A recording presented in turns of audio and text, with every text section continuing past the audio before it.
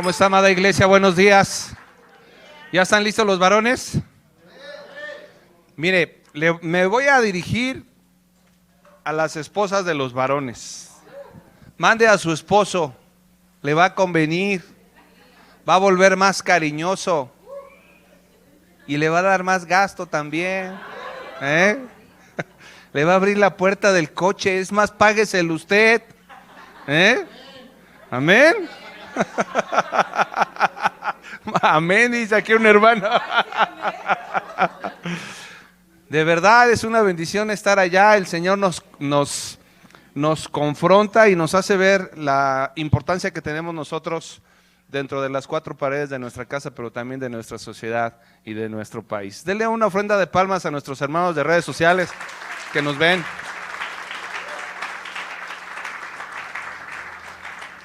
Y abra su Biblia, por favor. Vamos a la primera carta de Pedro, capítulo 1. En este servicio tengo un poco recortado el tiempo y quiero ir directamente a la comida. ¿Está listo para comer? Sí. Gloria a Dios. Primera carta de Pedro, capítulo 1, verso 2 en adelante.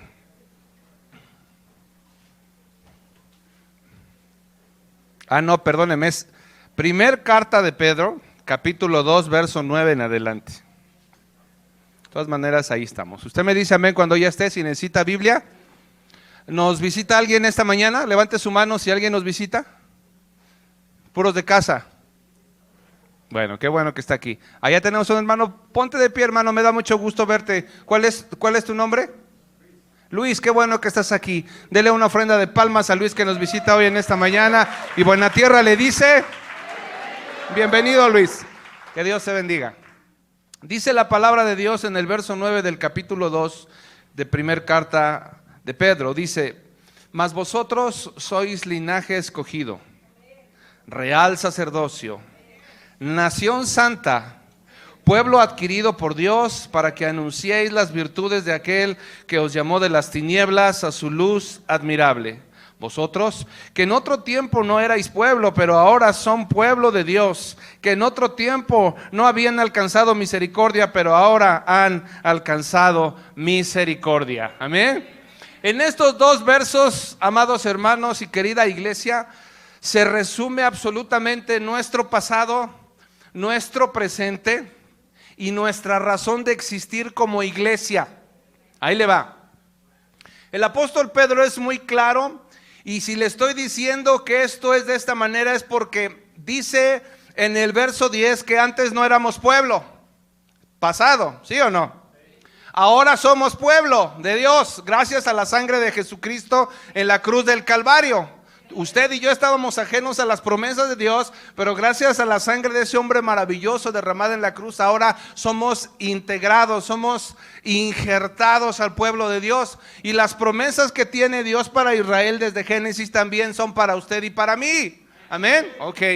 Y luego la razón de nuestra existencia o la identidad dice que somos linaje escogido, real sacerdocio y nación santa.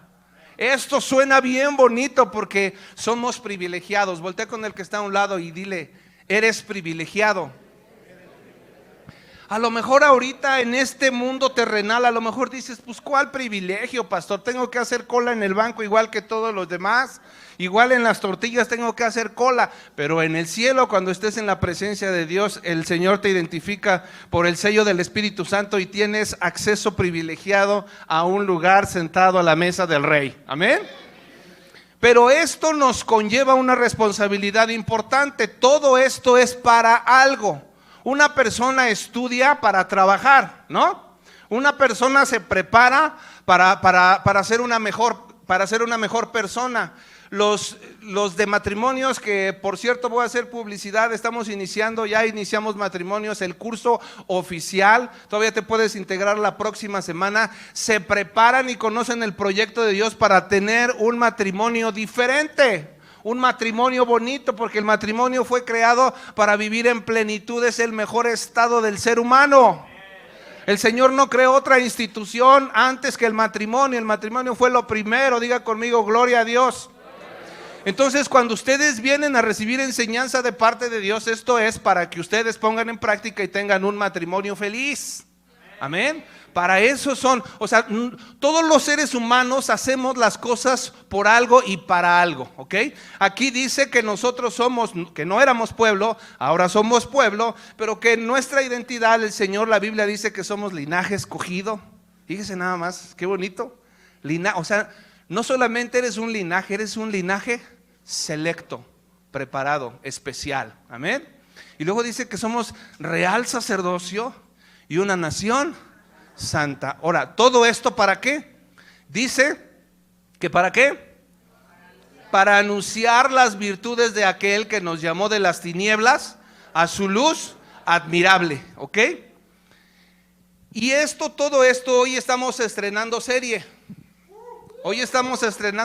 Ya el Señor me confirmó lo que íbamos a hablar y esta serie se llama El que llama paga. Está chido el nombre, ¿no? El que llama paga.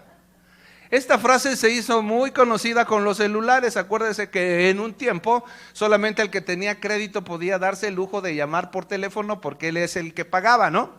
De la misma forma, solamente el verbo lo vamos a cambiar porque el que te llamó ya pagó con su sangre preciosa. Y cuando te llama al ministerio, cuando te llama a hacer algo, Él tiene cubierto todo lo que tú vas a necesitar, ¿ok? Por eso los discípulos, tú viste que Jesús les dijo siempre: ustedes cuando vayan a predicar, no lleven esto, no lleven lo otro, váyanse ligeros, no se preocupen por la comida porque les van a dar de comer. Y nunca les faltó nada a los discípulos de nuestro Señor Jesucristo.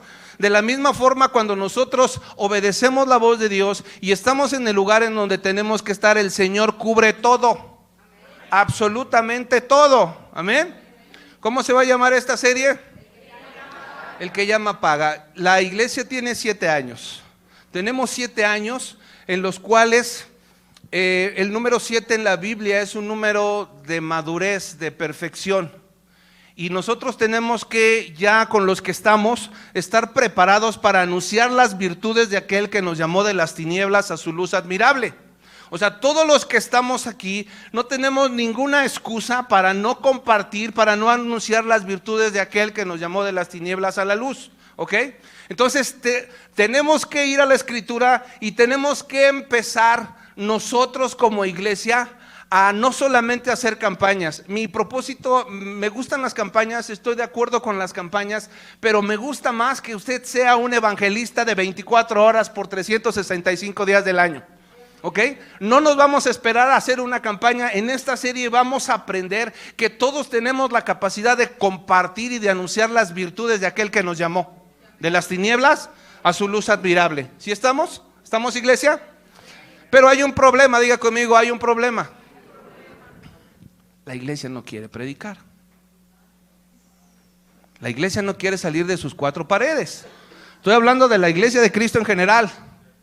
No quiere salir, esa es una realidad.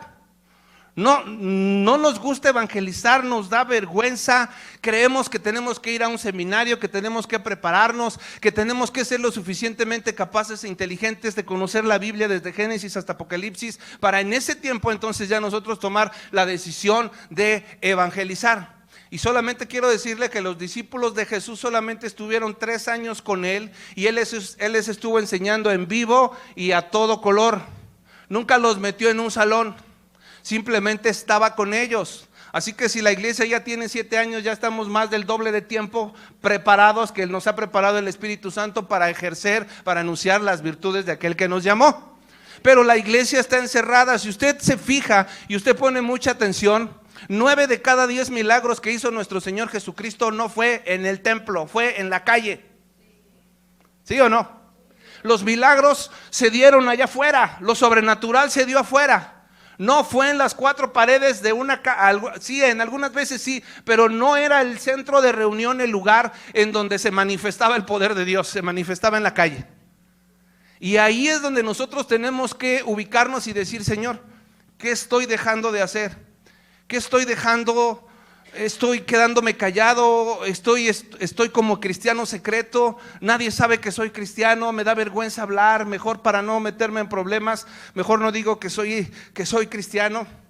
Y en estos días que estamos, la gente está celebrando allá afuera a la muerte. Si tú tuviste problemas y te llamaron fanático, religioso, cerrado de la cabeza porque no te prestas a las tradiciones del mundo, déjame decirte que vas por buen camino.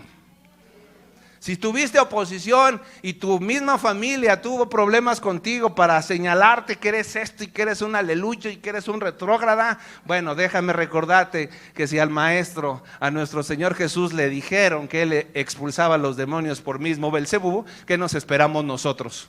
Nosotros somos como aquellos pescados salmones en aquellos climas fríos que para poder reproducirse ellos tienen que ir contra corriente. ¿Sí los has visto? Es impresionante cómo van saltando de nivel a nivel con la corriente en contra, porque ellos lo que quieren hacer es llegar al mismo lugar en donde nacieron para dejar sus huevecillos y ahí se reproduzcan. La vida del cristiano es más o menos así.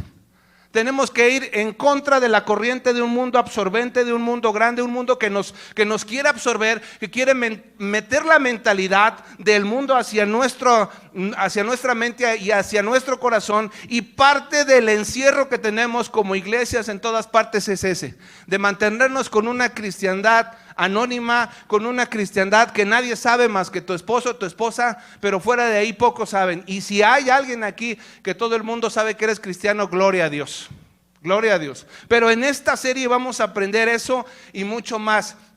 Pero hoy te quiero hablar de alguien que se negó a predicar, de alguien que dijo: no me interesa, Señor, te amo mucho, te quiero mucho, me encanta hablar contigo, pero no estoy dispuesto a obedecerte.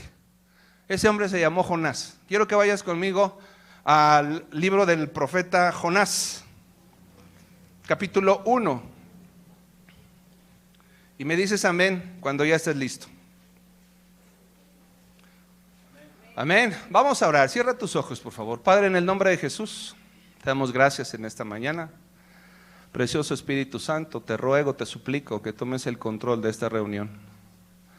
Señor, quita todo obstáculo que pueda haber en nuestra mente y en nuestro corazón para que podamos escuchar el mensaje de hoy de una manera clara y que se quede esa semilla en nuestros corazones y podamos entender que fuimos llamados para algo, nos salvaste para algo, nos rescataste para algo y ese algo es anunciar las virtudes de tu nombre precioso, Señor. Te damos gracias en el nombre de Jesús.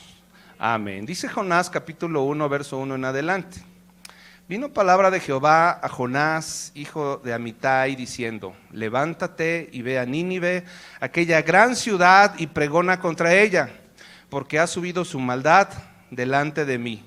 Y Jonás se levantó para huir de la presencia de Jehová a Tarsis, y descendió a Jope, y halló una nave que partía para Tarsis, y pagando su pasaje, entró en ella para irse con ellos a Tarsis, lejos de la presencia de Jehová. Repita conmigo: lejos de la presencia de Jehová. Pero Jehová hizo levantar un gran viento en el mar, y hubo en el mar una tempestad tan grande que se pensó que se partiría la nave. Y los marineros tuvieron miedo, y cada uno clamaba a su Dios, y echaron al mar los enseres que había en la nave para descargarla de ellos. Pero Jonás había bajado al interior de la nave y se había echado, ¿a qué? A dormir. Y el patrón de la nave se le acercó y le dijo: ¿qué tienes, dormilón? Levántate y clama a tu Dios. Quizá Él tendrá compasión de nosotros y no pereceremos. Te voy a explicar por qué Dios quería mandar a Jonás a predicar a esta ciudad. Y era una prédica fuerte, era un mensaje fuerte. No era un mensaje de aliento, no era un mensaje en donde era un mensaje de amor. Era un mensaje de juicio y destrucción que le iba a enviar a esa ciudad. Y elige a Jonás, y nosotros podíamos preguntarnos por qué Jonás, en vez de irse hacia el propósito de Dios, por qué se fue hacia un lugar totalmente opuesto. La Biblia redacta que huía de ese lugar. Vamos a ir analizando en este mensaje algunas cosas importantes, pero el hecho trascendental es que Jonás no quiere predicar. Jonás representa a la iglesia, porque este era un profeta. O sea, no era cualquier cristiano, era un profeta. Y los profetas tenían comunicación todos los días con Dios. No era un profeta recién convertido, en segundo libro de Reyes capítulo 14, te vas a dar cuenta si lees un poquito que él era un profeta que predicaba a los reyes, a los altos reyes, y predicaba puras cosas bonitas acerca de Dios, de triunfos, de guerras, de prosperidad. Él daba esa palabra y era reconocido él. Entonces, cuando mandan al profeta Jonás a predicarle a esta ciudad, una de los cables que se le vuelan en la cabeza es: ¿por qué a Nínive? Nínive era la capital de Asiria, y Asiria era uno de los enemigos principales del pueblo de Israel históricamente. Entonces, una de las cosas que no le cuadra a este hombre llamado Jonás es: ¿por qué ahí? ¿Por qué me manda ahí a predicar? ¿Por qué ahí? Porque esa gente, Jonás sabía que esa gente era muy violenta. Mira, te voy a explicar más o menos cómo estaba la cosa en este lugar. En este lugar era catalogado como un lugar idólatra. Había una diosa a la que se le adoraba que se llamaba Ishir, y esta diosa era la diosa de la sexualidad. Entonces ellos hacían prostitución religiosa, tenían orgías, y no solamente eso, sino era una ciudad sumamente violenta. Había un rey que se llamaba Usarbanipal, que dice que a los que tomaba presos, y dentro de ellos había israelitas también, a los que tomaba presos para saciar su sed de venganza, los cortaba vivos. Les cortaba los brazos y las piernas vivos. O sea, no los mataba primero, era un hombre sanguinario. Y le gustaba coleccionar las cabezas. Hacía cerros de cabezas, y la gente en todo el mundo de aquel tiempo conocían que este lugar en Nínive era un lugar de asesinos. Era un lugar muy culto, era un lugar muy próspero, pero las autoridades de este lugar, especialmente este rey, era bien sádico. Nínive estaba en una de las peores decadencias, era la ciudad más importante de aquel pueblo. Haz de cuenta que hoy estamos hablando de Estados Unidos o del Reino Unido. Era una nación conocida por su violencia y por todas las cosas que se practicaban en ese momento. Así que cuando mandan a Jonás, Jonás dice: ay, Señor, no, ¿por qué me mandas ahí? Jonás sabía una cosa. Mira, no es que Jonás no conociera a Dios, Jonás conocía a Dios y sabía que él iba a ir, y que si la gente se arrepentía, el Señor ya no iba a mandar el juicio. Él conocía el corazón de Dios, y te lo voy a demostrar con un verso que viene en el capítulo 4, verso 1. Dice: pero Jonás se apesadumbró en extremo y se enojó, y oró a Jehová y dijo: ahora, oh Jehová, ¿no es esto lo que yo decía aún en mi tierra? Por eso me apresuré, ¿qué dice? A huir a Tarsis, porque sabía yo que tú eres Dios clemente y piadoso, tardo en enojarte y de grande misericordia, y que te arrepientes del mal. Ahora, yo estaba viendo la imperiosa necesidad de que las iglesias cristianas compartamos de Cristo, porque yo te estoy diciendo que Jonás representa a la iglesia que está, ¿cómo estaba Jonás en el barco? Dormida, que tenía una relación con Dios, pero que no abría sus labios para predicar a Cristo. Y muchas veces una de las causas principales por las cuales no predicamos a Cristo es por nuestro testimonio. Nos da vergüenza decir que somos cristianos, pero porque el que está enfrente de ti te conoce bien, porque te has echado unas chelas, porque dices un montón de leperadas. Entonces tú no evangelizas a nadie, no invitas a nadie a la iglesia, porque dices: pues cómo no. Y luego el pastor ese greñudo, ya ves que es bien tajante, y luego voy a llevar a mi amigo, amiga. No, pues si así son, pues tú no cuadras aquí, hijo, ¿no? Es una de las cosas y yo no estoy hablando de que yo sea perfecto, todos estamos en un proceso, ¿ok? Pero llega un tiempo, debe de llegar un tiempo en donde tú y yo tenemos que alcanzar una madurez.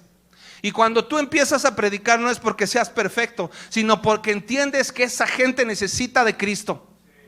Y esta gente de este lugar llamado Nínive era tan violenta como lo es hoy nuestro país. No estamos muy lejos de la realidad de Nínive. Es impresionante la cantidad de asesinatos. Si tú pensabas que con el nuevo gobierno los asesinatos iban a bajar, déjame decirte que han aumentado un 6%. 20,600 asesinatos hasta junio. Las estadísticas están hasta junio. 20,600 asesinatos. ¿Por qué? Porque nuestra confianza no debe de estar en ningún sistema de gobierno. Nuestra confianza está en Cristo Jesús, y a Él es al que tenemos que predicar. La gente tiene que conocer quién es Él. La gente tiene que saber que es un Dios lento para la ira y grande en misericordia. Amén. Y esa ciudad, yo estaba viendo la cantidad de atrocidades que se hacían ahí. Y yo hacía como muchas caras cuando dije ahorita que este hombre cortaba los cuerpos. Yo estaba viendo las caras de ustedes. Pues aquí en México no estamos muy lejos de esto. Hay un asesinato que me llamó mucho la atención. Yo casi no veo televisión. Los noticieros los veo, cuando tengo tiempo los veo. Y hay uno que me llamó poderosamente la atención. El 29 de octubre salió porque asesinaron a un presidente municipal llamado Francisco Tenorio en Valle de Chalco.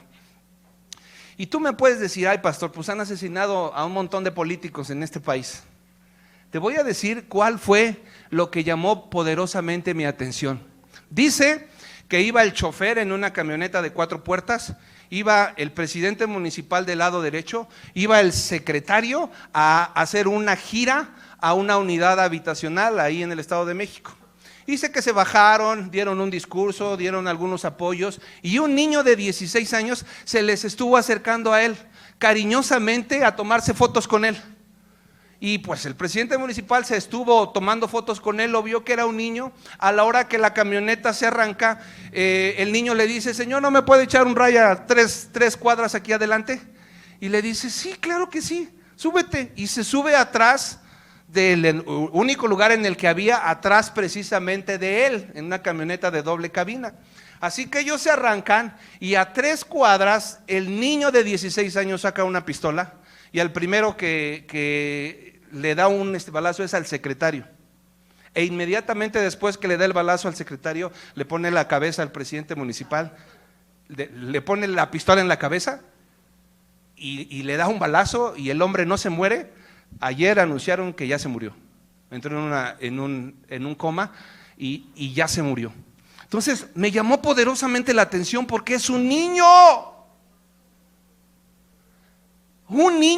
que le enseñaron a usar un arma, un niño que le enseñaron a tener la sangre fría para asesinar a un hombre, un niño que no está consciente de lo que está haciendo. Y yo me metí a investigar y dije: Señor, ¿qué está pasando? O sea, esto sobrepasa los estándares de violencia y de sangre fría hacia nuestros semejantes como raza humana, ¿sí o no? Y yo me puse a investigar cómo un niño de 16 años, estaba altote y todo lo que tú quieras, pero era un niño. El secretario cuenta, era un chamaco, dice: nunca nos imaginamos que él pudiera hacernos algo así. Él no se murió, el secretario no se murió, le dieron un balazo en el estómago, nada más, y parece que va a estar bien. Entonces yo me puse a investigar por qué un niño de 16 años tiene esta sangre fría, y estaba viendo que el narco los está capacitando, está reclutando a los niños. En el norte de la República, ellos se los llevan al cultivo de amapola, porque los niños, como tienen las manos chiquitas, yo no sé qué le hacen a la flor de la amapola, pero tienen que extraerle ciertas cosas. La verdad ya no me metí a investigar bien, pero el tamaño de las manos de los niños es especial para poder trabajar el cultivo de la amapola, especialmente allá en el norte de la República. Y la otra es que a un niño, por ejemplo, un delito a un hombre mayor de 18 años, un asesinato o lo que sea, vamos a poner una penalidad de un asesinato, puede alcanzar una persona, un hombre mayor, hasta una penalidad de 50 años en la cárcel, y un niño solamente 5. ¿Sí me entiendes? O sea, cuando los niños salen, los vuelven a reclutar porque ya perdieron el miedo. Y estaba viendo la cantidad de cosas que tienen que hacer para perder el miedo y para tener la sangre fría. Les enseñan a matar animales, los llevan a lugares en donde están haciendo este tipo de masacres, asesinatos, cortan lenguas, y los niños tienen que estar ahí para ver, para que pierdan el miedo. Fíjate nada más qué clase de barbaridad. Tengo un video que me encontré ahí haciendo esta investigación. Ahora en el Halloween te voy a mostrar a un niño que disfrazaron de algo que te vas a quedar frío, que te vas a quedar fría. Digo, no es posible. Apaguen las luces, por favor. Y este tipo de cosas, Padre Santo, mira nada más. Con todo y escuadra el plebe. Es un niño que lo disfrazaron de sicario. Súbele. Cheque el dato. Ya lleva su bolsa, mira. Un sicario con el pistolón, míralo. Un niño fue disfrazado de sicario en Mazatlán para pedir dulces. El atuendo causó enojo en usuarios de redes sociales.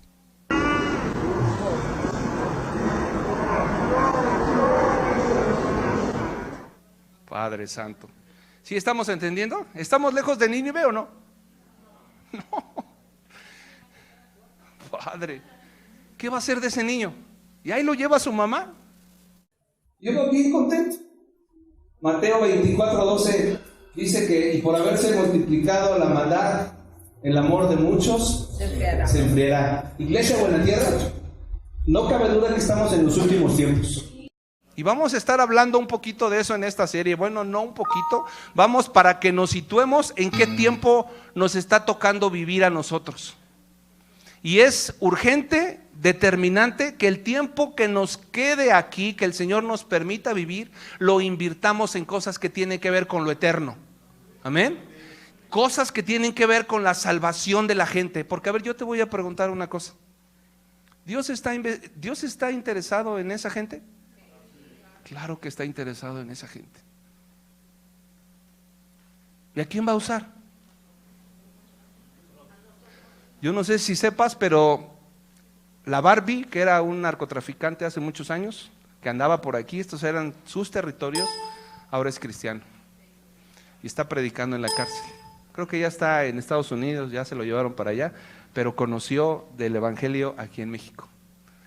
Y la pregunta es, ¿quién le compartió? Porque esa es mi pregunta. ¿Alguien le compartió dentro de la cárcel? ¿No? Alguien le tuvo que haber compartido. Y ahí es donde está la iglesia. Y su nombre nunca va a aparecer en los diarios del que le compartió a la Barbie. No va a aparecer. Aquí en los diarios es anónimo, pero en el cielo hay una corona para ese hombre. Padre. Y estaba impresionado porque dicen, ahora la Barbie camina por los pasillos de la cárcel, no sé qué, con una Biblia en la mano. Y va acá y tiene un horario aquí para predicar y un horario acá para predicar y en la tarde también predica. Y toda la gente lo admira y lo respeta porque ha visto las cosas grandes que Dios ha hecho en él. ¿No es maravilloso eso? ¡Wow! Y yo dije, Señor, nosotros tenemos que llevarte coronas de ese nivel.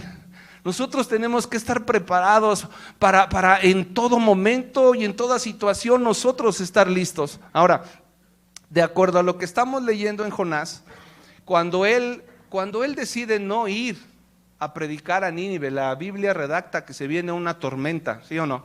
Te lo voy a volver a leer. El verso 4 dice, pero Jehová hizo levantar un gran viento en el mar y hubo en el mar una tempestad tan grande que se pensó que se partiría la nave. Vete al verso 12. Dice, él le respondió, tomadme y echadme en el mar y el mar se os aquietará, porque yo sé que por mi causa ha venido esta gran tempestad sobre vosotros. Cuando viene la tormenta, los que vienen en el barco, te voy a contar la historia muy rápidamente, vienen en el barco y empiezan a ver que algo está pasando, algo que no estaba programado, que los marineros no estaban acostumbrados a ver. Esta es una tormenta que excede toda normalidad y empiezan a preguntarse por qué y van a ver a Jonás y ya vimos cómo estaba Jonás. Así está la iglesia. Cree en Dios, pero está dormida. Y después lo despiertan a él y le dicen, dormilón, despiértate. Y le preguntan, ¿a qué Dios crees? ¿En qué Dios crees? ¿Por qué está pasando esto? Y ya le dice, pues yo creo en Jehová de los ejércitos, el creador del cielo y de la tierra. Y los otros se ponen a temblar y dicen, bueno, pues ¿y ahora qué vamos a hacer? Jonás le dice, ¿saben qué? Échenme el agua a mí. Échenme el agua a mí. Y en ese momento que lo echan al agua a él, la tormenta se empieza a calmar y Dios ya le tiene un pecesote grandote, le tiene a Moby Dick listo a Jonás para que pase 3 días ahí en la panza de ese animal. Y el primer punto que te quiero decir es de que muchos de ustedes, muchos de nosotros sabemos que tenemos la capacidad porque Dios nos dio el don de evangelismo y no lo estamos usando. Y cuando un cristiano, ya sea el don de evangelismo o cualquier otro don que la Biblia nos dé, cuando tú no pones en práctica los dones que Dios te dio, el Señor tiene una tempestad lista para ti. ¿Sí me entiendes? Si tú has intentado huir de la presencia de Dios, tiene una Moby Dick para ti. Porque no podemos huir de la presencia de Dios. Y yo sé que si hay alguien que no le está... ¿Qué significa la tempestad, pastor? La tempestad es una tormenta de agua con viento muy fuerte que quita toda estabilidad. Una de las características de una tormenta es que nada está en su lugar.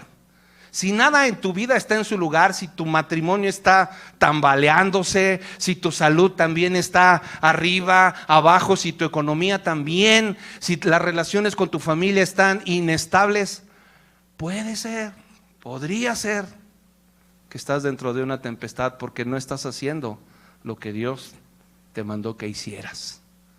¿Sí o no, iglesia?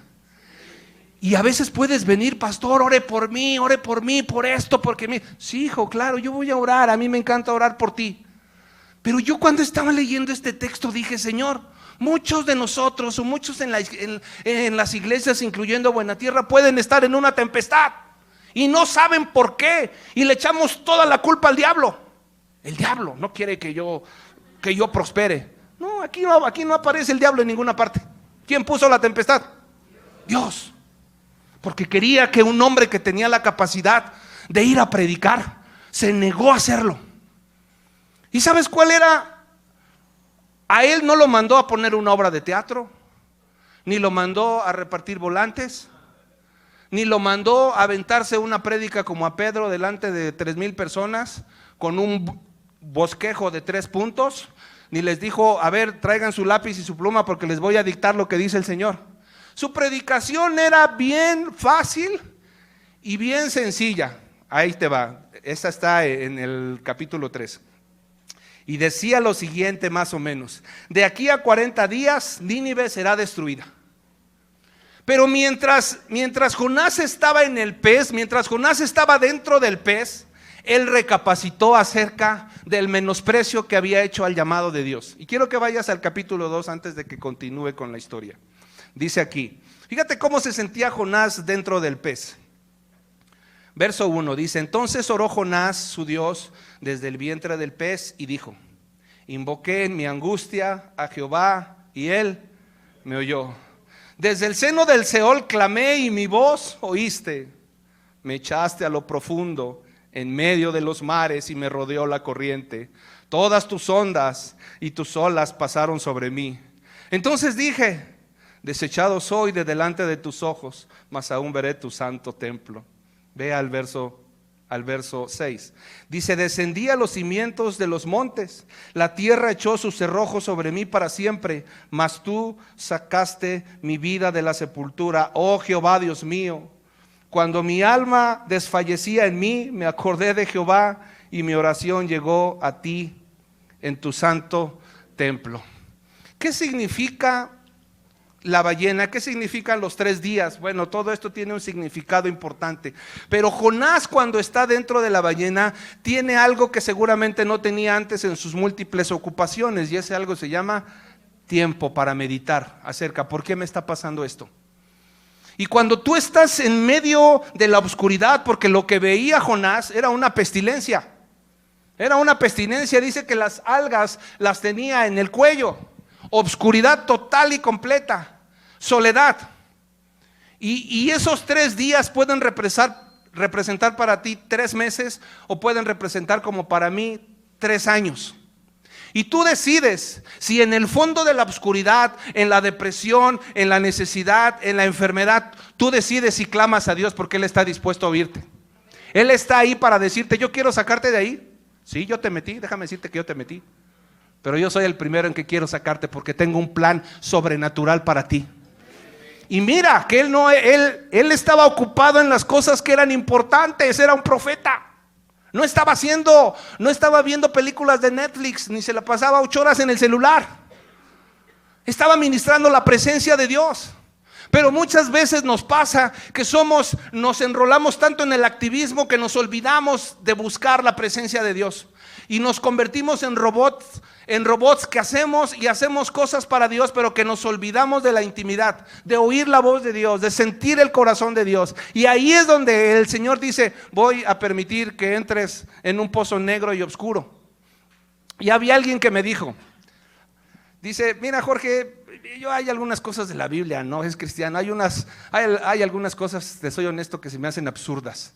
Y una de ellas es Jonás. Pues ¿cómo va a estar un hombre ahí 3 días en la panza y cómo respiró? Y le digo: bueno, es que tú lo estás viendo con los ojos naturales. Yo estoy seguro que eso sucedió tal cual como la Biblia dice, porque el Señor pudo haber introducido aire por el mismo animal sin ningún problema. 3 días sin comer, yo creo que cualquiera de nosotros nos la podemos aventar.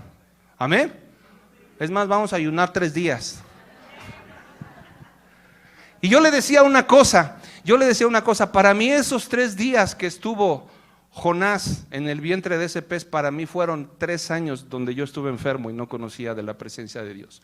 Esos 3 años fueron suficientes para que yo recapacitara y entendiera de todo lo que mi vida pasada había hecho, y yo no estaba en el lugar correcto.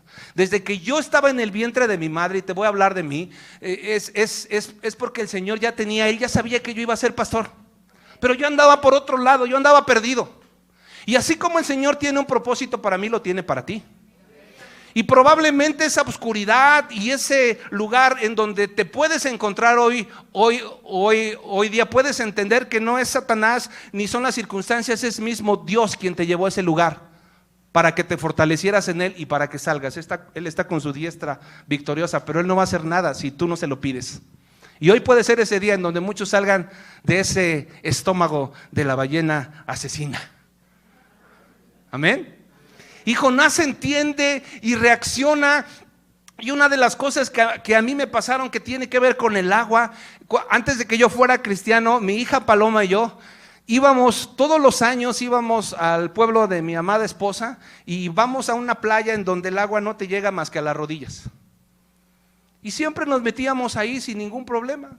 Pero como me gustan las emociones fuertes, pues yo tenía que ir a las profundidades para captar las olas y todo este asunto.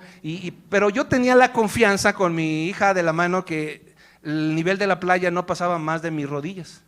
Pero en una ola grande, algo sucedió, algo pasó, que ya no toqué piso.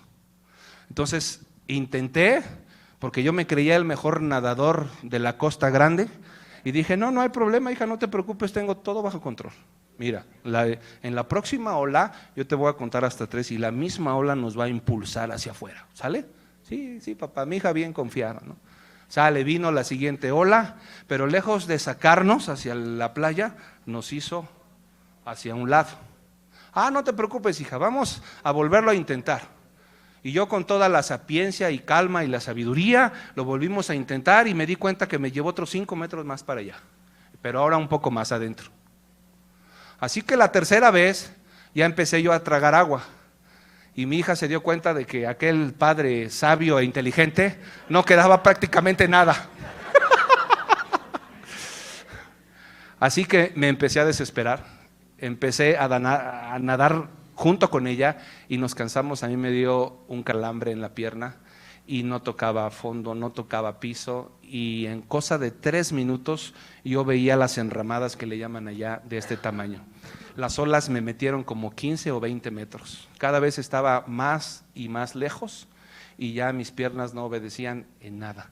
Así que clamé a Dios, así como lo hizo Jonás, y le dije: Señor, yo no quiero morir aquí, por favor ayúdame. Ya había tragado agua, nunca había tragado tanta agua con sal. Yo creo que por eso nunca tengo bichos, todos se murieron, y mi hija también. Así que clamé a Dios. O sea, esto es cierto, hermanos, esto es cierto. Y tú has estado en situaciones bien difíciles en donde has clamado a Dios y ha sucedido algo. Ha sucedido. Yo no era cristiano, pero siempre he tenido la convicción de que hay un Dios poderoso que me ama. Y yo le dije: Señor, no quiero morir aquí. Yo ya no estaba moviendo las piernas para nada, estaban engarrotadas ya. estuvimos ahí luchando por nuestra vida. Ya estábamos junto a una roca muy grande en donde si las olas nos llevaban para allá nos iban a hacer papilla los dos. Así que clamé al Señor y renuncié a la lucha por querer intentar salir. Ya no había por dónde salir, eran puras rocas ya. Y así a lo lejos vi una cabecita de alguien así, porque todo lo que ves en el mar es chiquito, ¿no? Y dije, ¿qué es eso? ¿Una pelota o qué? Y no, vi que la pelota cada vez iba siendo más grande, y era un hombre con un salvavidas. Y cuando lo vi dije, Dios santo, casi dije, no lo puedo creer, ¿no? Es cuando oras sin fe, ¿no? Ves el milagro y dices, no lo puedo creer. Y venía un hombre hacia mí y llegó hacia nosotros muy rápido, gracias a Dios. Yo creo que traía turbo su lanchita. Bueno, no traía lanchita, era el puro salvavidas. Llegó y nos dijo, ¿qué están haciendo hasta acá? ¿Por qué se vinieron hasta acá? Y le dije, no, pues si no nos venimos, nos trajeron. Y él me dijo, dice, no me puedo llevar a los dos, solamente me puedo llevar a uno. Y le dije, llévese a mi hija, por favor. Dice, las olas están muy grandes, ya eran como las 6 de la tarde, ya casi no se veía nada. Y mi esposa bien preocupada, estaba comiendo ceviche, ni sabía dónde estábamos. Así que este hombre, no es cierto, tengo que aventar una bromita para que... Así que llega este hombre y le dije, llévese a mi hija, es un salvavidas que trae un lazo, trae una cosita hasta adelante como después de 1,5 metros, y la niña se tenía que agarrar nada más para hacer jalada. Y me acuerdo que mi hija le dijo, Señor, no deje a mi papi aquí, por favor. Y yo que le digo bien valiente, sí, no me deje, por favor.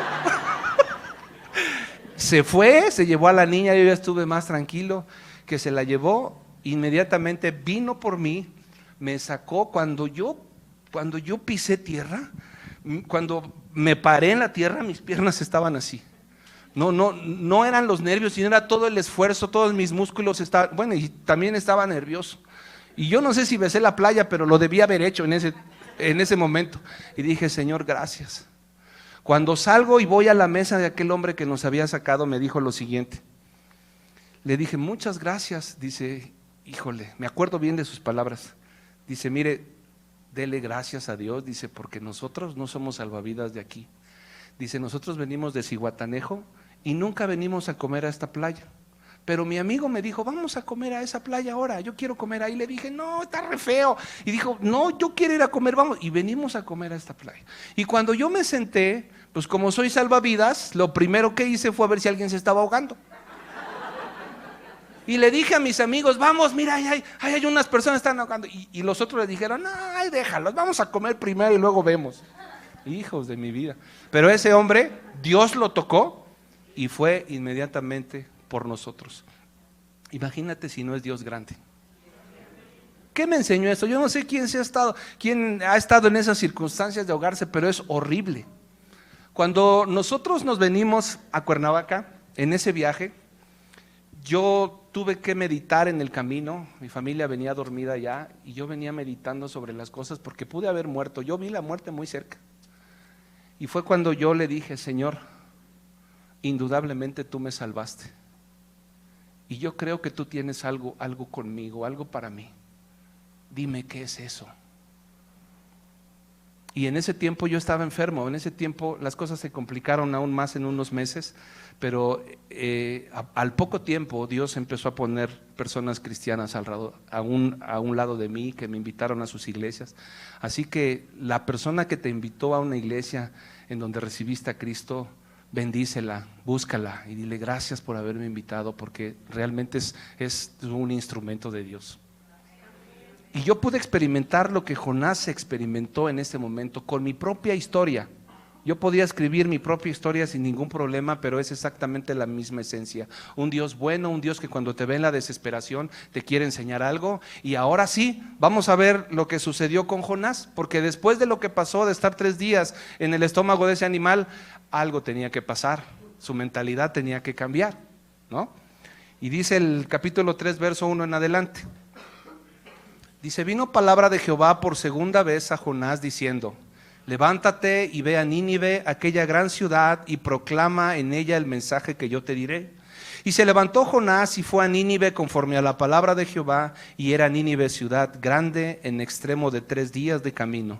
Y comenzó Jonás a entrar por la ciudad camino de 1 día, y predicaba diciendo: de aquí a 40 días Nínive será destruida.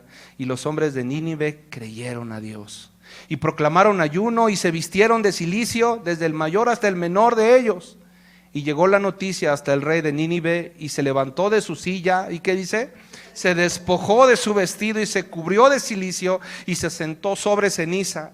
E hizo proclamar y anunciar en Nínive por mandato del rey y de sus grandes, diciendo: hombres y animales, bueyes y ovejas, no gusten cosa alguna, no se les dé alimento ni beban agua, sino cúbranse de cilicio hombres y animales, y clamen a Dios fuertemente, y conviértanse cada uno de su mal camino, de la rapiña que hay en sus manos. Quién sabe si se volverá y se arrepentirá Dios, y se apartará del ardor de su ira, y no pereceremos.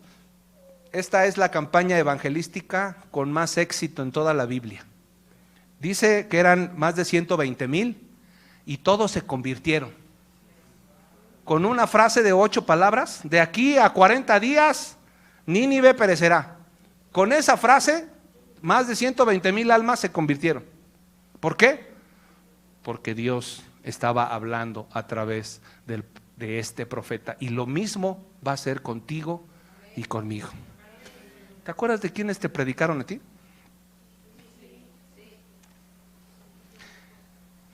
Es impresionante cómo Dios nos ama tanto, que así como mandó a Jonás a este pueblo, te mandó a alguien a predicarte.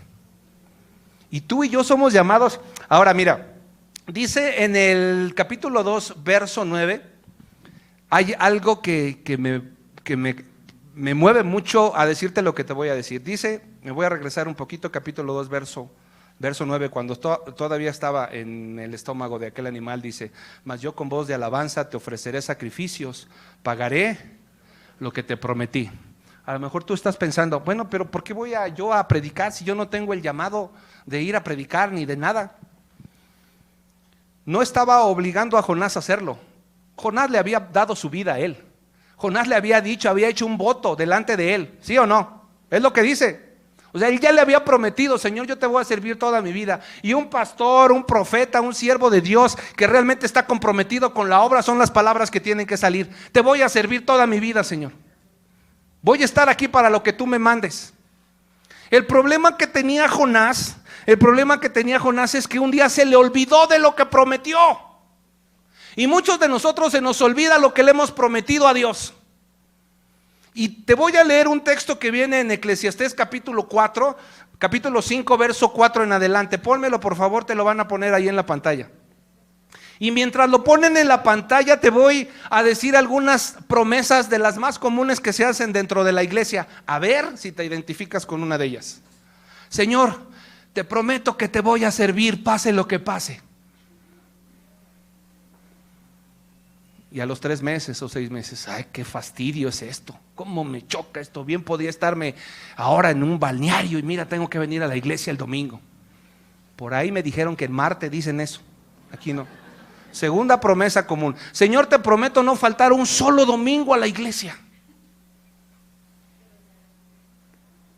Tercer promesa: Señor, te prometo ahora sí dar mis diezmos íntegros para el crecimiento de la obra de Dios. 4. Señor, te prometo salir a las calles a evangelizar, a compartir de las promesas y maravillas de tu reino. Y número 5 es: Señor, te prometo servirte el resto de mi vida, que fue la promesa que le hizo Jonás a Dios y que muy pronto se le olvidó. Dice Eclesiastés capítulo 5, verso 4 al 6: cuando a Dios haces promesa, no tardes en cumplirla, porque Él no se complace de los insensatos. Cumple lo que prometes. Mejor es que no prometas y no que prometas y no cumplas.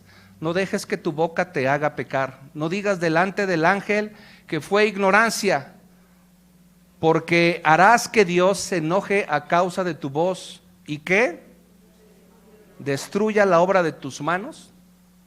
Esta palabra es fuerte.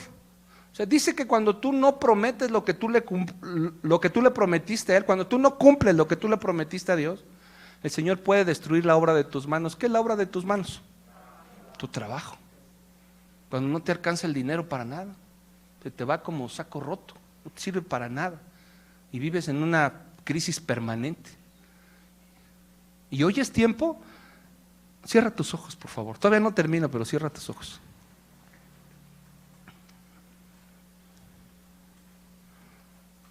Amado Espíritu Santo, te ruego hoy que traigas a nuestra memoria las promesas que un día te hicimos. Nadie nos obligó a hacerlas, pero hoy queremos retomarlas, Señor. Acuérdanos, si se nos olvidó, qué fue lo que te prometimos un día, Señor.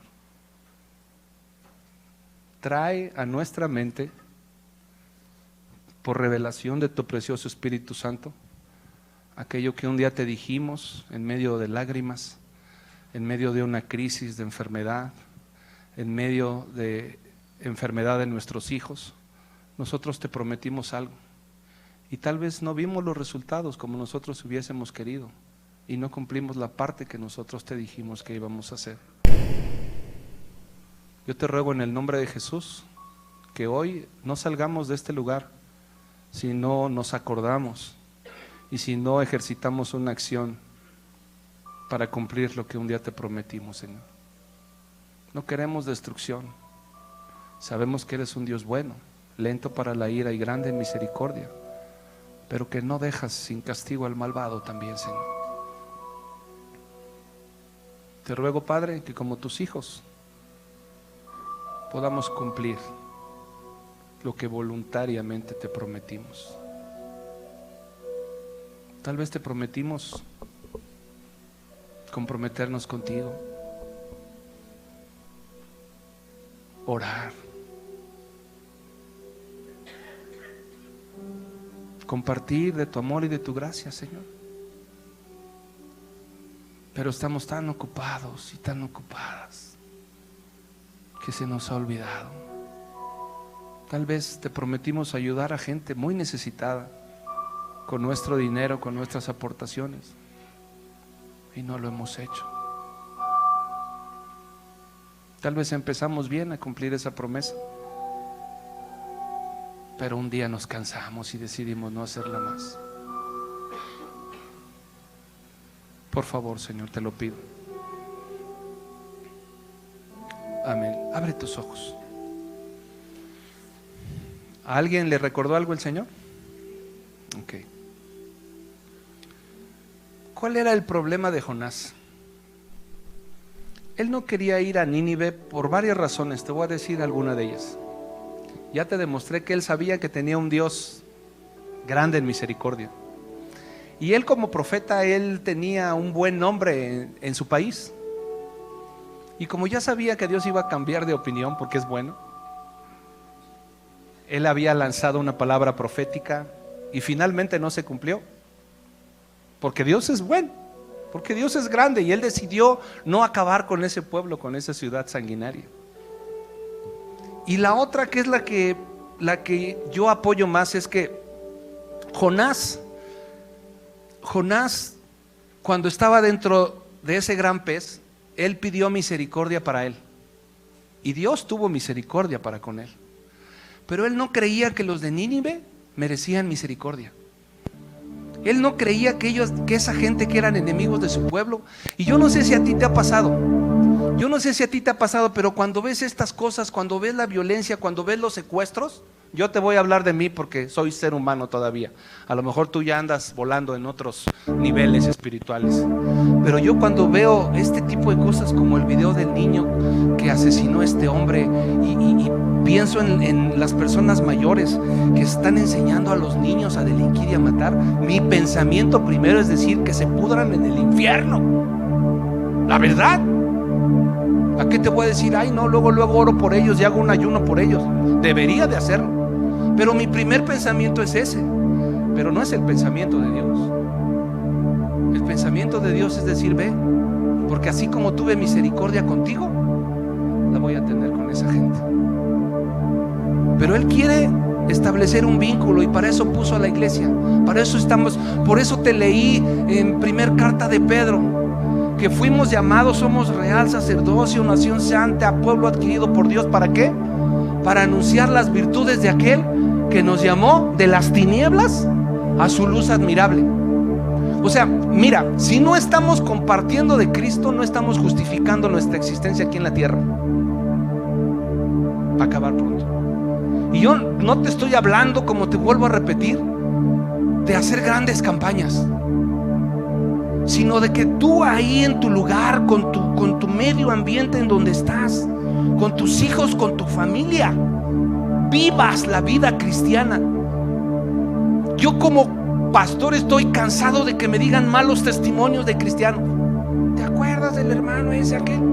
Pues ya cayó en fornicación o en adulterio. Pero también hay cosas muy buenas.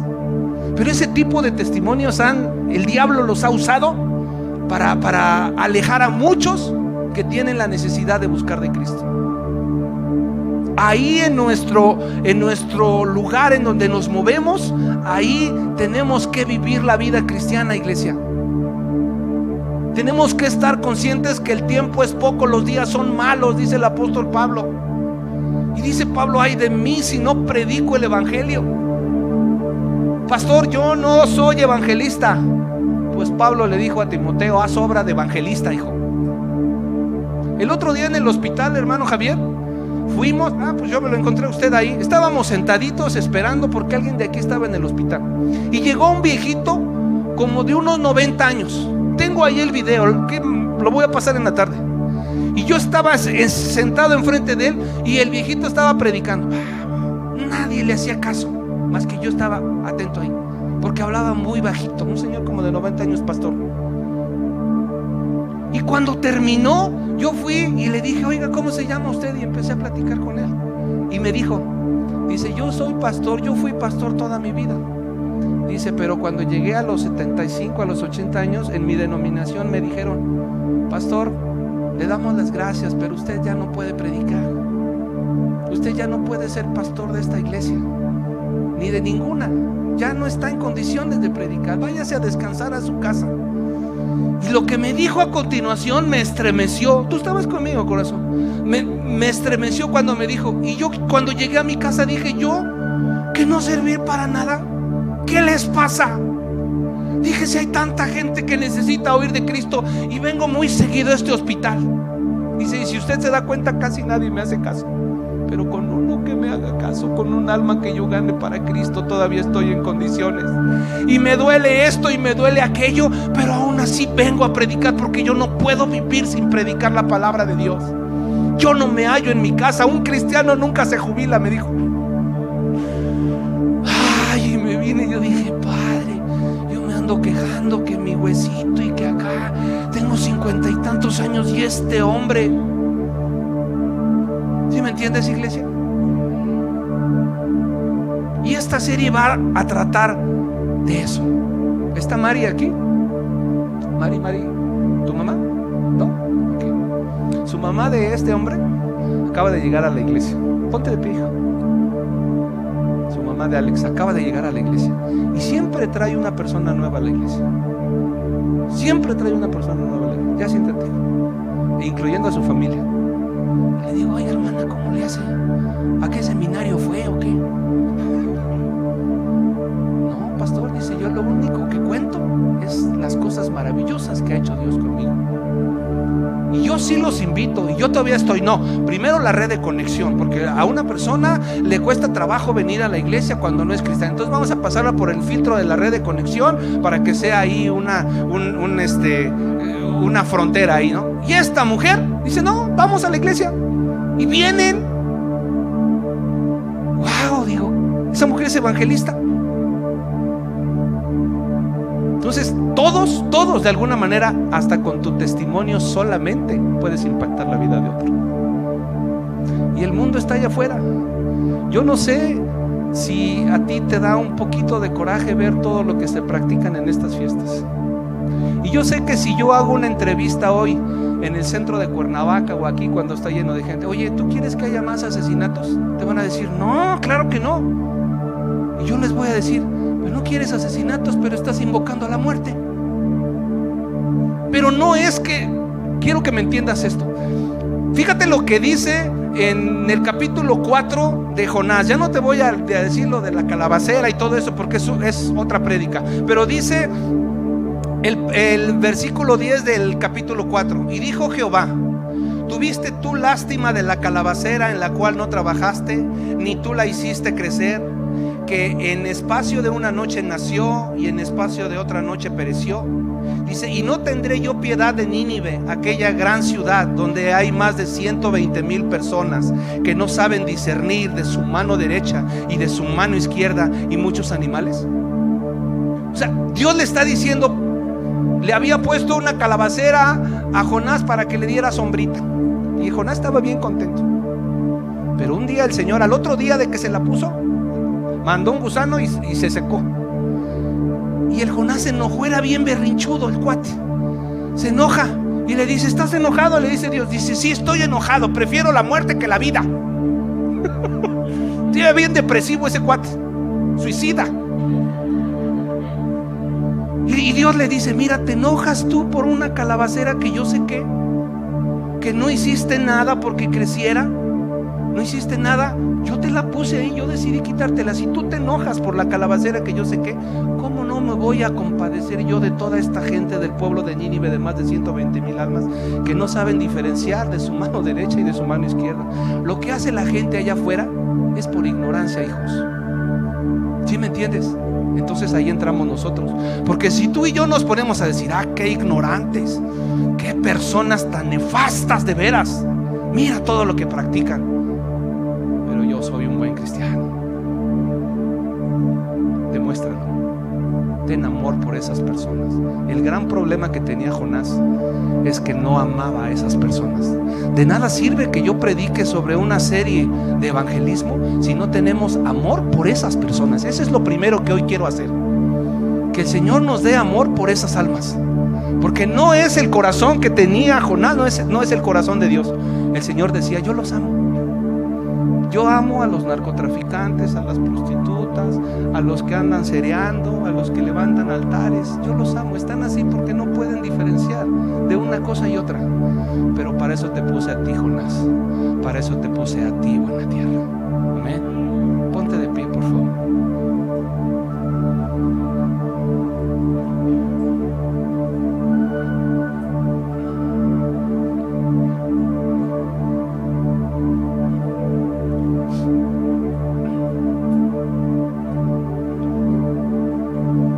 Cierra tus ojos. Padre, en el nombre de Jesús, quiero pedirte perdón si hemos equivocado el rumbo, Señor. Si el ser cristianos y conocer de tu palabra nos ha hecho creer que somos superiores a los demás, hoy nos estás diciendo que no, Señor.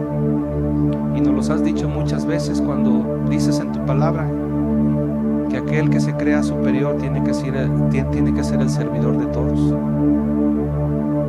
Padre, perdónanos si hemos visto a las personas que no creen en ti con menosprecio, los hemos tildado de ignorantes,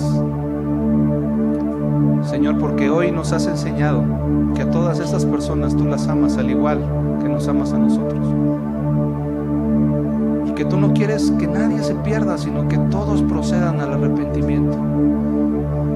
Ciertamente un día vendrá juicio a esta tierra, y es tu soberanía que lo permitirá. Pero mientras nosotros estemos aquí, Señor, por favor, despiértanos. La iglesia está dormida como Jonás.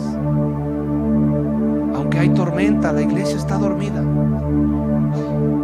Por favor, despiértanos. Levanta tu mano derecha. Precioso Espíritu Santo, te ruego en el nombre de Jesús que pongas de tu corazón en el mío, que así como Saúl le mudaste el corazón, Señor, yo quiero sentir como tú sientes, quiero ver como tú ves, y quiero a partir de hoy, Señor, Que mi corazón sea cambiado y transformado. Quiero ser saciado de tu precioso Espíritu Santo. Abre mis labios. Abre mis labios, Señor. Empieza a pedirle al Espíritu Santo: abre mis labios para hablar de ti, Señor. Abre mis labios, abre mi entendimiento, Señor. Cada persona con la que yo tengo contacto, Señor, sea de mi familia o no de mi familia, Señor, cada persona que el Señor te pone enfrente es porque quiere que tú le hables de Él, de sus maravillas. Tú eres un Jonás. El Señor te ha enviado a ti, a esta tierra, para que prediques las grandezas de Él, de su amor y de su gracia. Cuéntale a la gente qué hizo en ti. Precioso Espíritu Santo, no permitas que nuestra existencia se pierda y acabe nuestros días y no llevemos fruto delante de tu presencia. Baja tu mano. Cada vez que voy a un funeral, para mí he ido a funerales en donde la persona no es cristiana, y para mí es algo bien duro, porque los que me hablan para que yo vaya a dar un mensaje son cristianos. ¿Sí me entiendes? Entonces yo me pongo a pensar, fríamente te lo digo, la Biblia es bien clara. Si esa persona que está en la caja no recibió a Jesús como su único y suficiente Salvador, esa alma está en el infierno. No está en el cielo, perdón. Pero yo me pregunto, ¿por qué nadie de los cristianos que estaban en su casa le hablaron de Cristo? ¿Sí me entiendes? Y no es tu labor convertir a las personas. Eso lo vamos a ver en la siguiente. No es tu labor que se conviertan, porque no eres el Espíritu Santo. Tu trabajo es evangelizar y compartirles. Amén. Dale un aplauso a Jesús. Gracias, Señor. Bendito seas. Bendito seas, Señor. Gloria a tu nombre. Abre nuestros labios, Señor. Abre nuestros labios. Enséñanos, Señor, a compartir. Enséñanos a hablar de las cosas de tu reino. Amén y amén.